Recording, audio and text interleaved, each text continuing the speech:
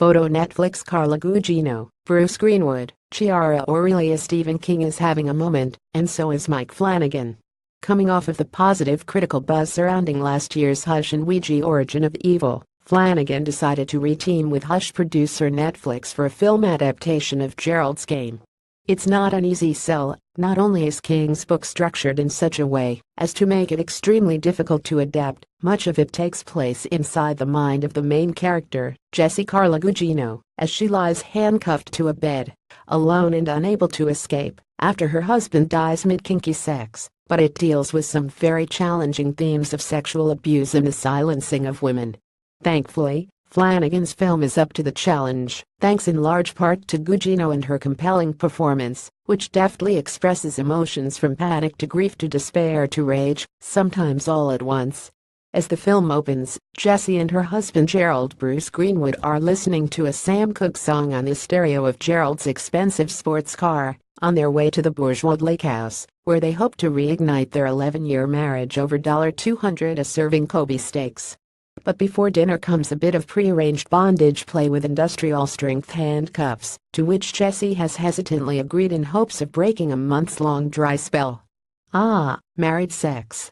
Her initial discomfort turns to panic when Gerald tries to pivot the scene into a rape fantasy in the fight that ensues. Gerald, his bad heart under extra strain thanks to the Viagra he popped before their game, has a heart attack and collapses. Then the movie really begins. Flanagan's adaptation streamlines the storytelling in King's novel, reviving Gerald as a hallucination early on to serve as the voice of every primal fear and traumatic memory that leaps to the front of Jessie's mind as the hours turn into days. The cleaning lady won't be back for several days, and the nearest neighbor is more than a half-mile away.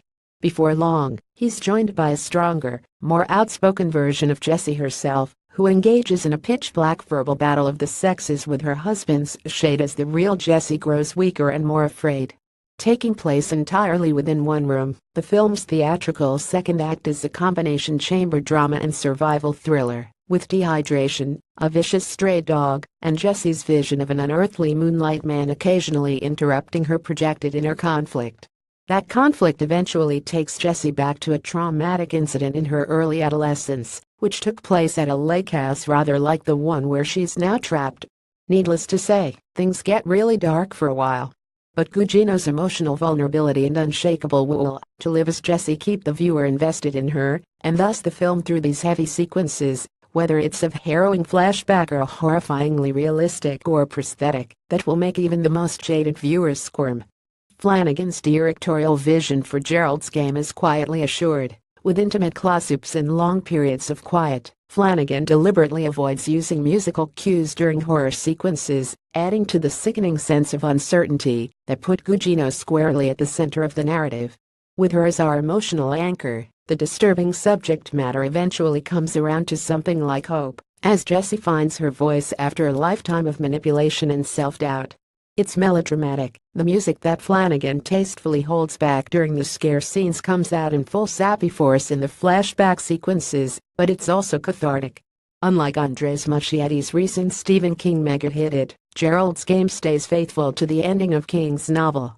The film also leaves in references to Dolores Claiborne, The Dark Tower, and Cujo, cementing its place in the Stephen King multiverse.